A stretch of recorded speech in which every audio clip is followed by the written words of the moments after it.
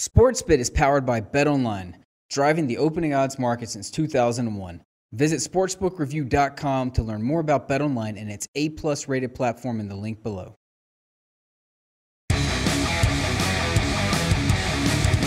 Boom! Welcome to SportsBit, Wednesday, December 6th, live from Las Vegas on a Wednesday morning. Let's get right into it.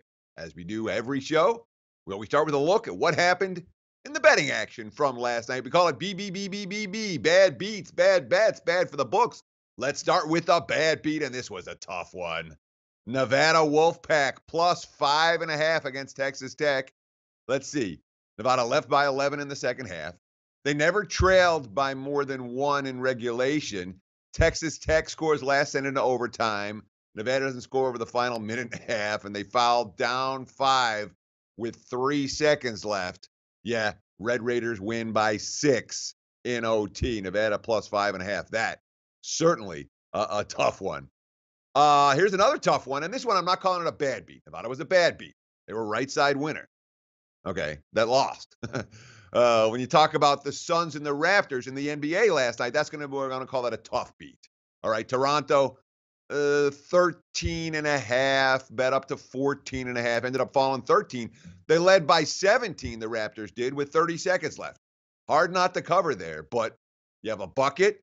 Toronto dribbles out, shot clock violation, and then the bucket at the buzzer from the Suns. Raptors win by 13, 13.5, 14, 14.5. All those lose. Tough beat for Toronto bettors. A couple of bad bets to talk about.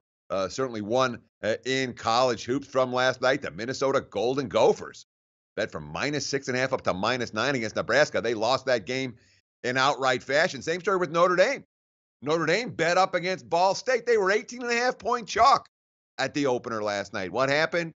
You know the story. They lost outright 80-77. Cardinals with a shooting night. And one more from the association from last night. The Portland Trailblazers bet up from 5.5 to 6.5 against the John Wall-less Washington Wizards. Well, Blazers took the money. They were never in the game. They lost by 14 at home.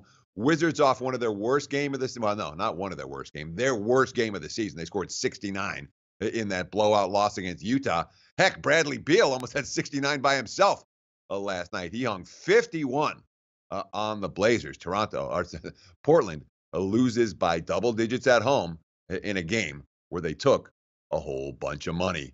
One bad for books worth mentioning here. College hoops last night. Butler. They've been pretty darn good in early season play. Butler bet up from 5.5 to 7.5 against Utah. They win that game comfortable. Look, we're not seeing the usual toughness on the road from the Utes so far this season. Utah's been a good road dog over the years. They have not been a good road dog this season. They had played bad defense and got beaten on the boards at both UNLV and Butler. Bettors got it right. Bookmakers paid the price. All that Butler money cashes in. As we do every Wednesday here on SportsBit during football season, we go through the NFL early week line movers.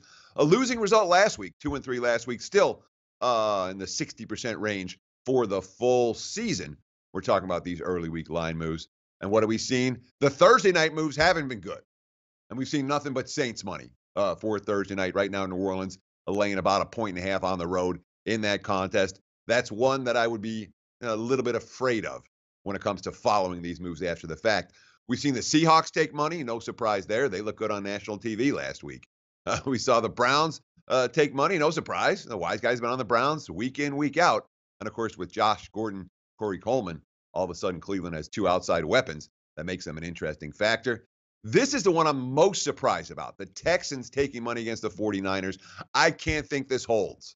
If you like San Fran, grab the 3 now. I got to think there's going to be some corresponding 49ers money coming after the performance we saw from Jimmy Garoppolo last week in Chicago.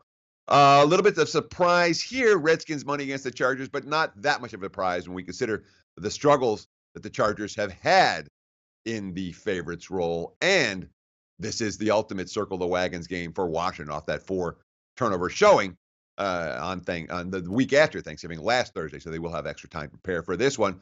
And look at the Jets and the Giants taking money. How about that? This is something that I never thought I would say in 2017 coming into the campaign. The markets are backing the Jets as a road favorite in Denver. You look at the look-ahead lines over the summer, Broncos were double digits in this ballgame. Right now, the New York Football Jets laying 1 against the coldest team in the NFL, Denver, on an 0-8 straight up and point spread run. They've lost those games by an average of nearly 2 touchdowns per game against the spread. Hence the support for the Jets. You know what we got?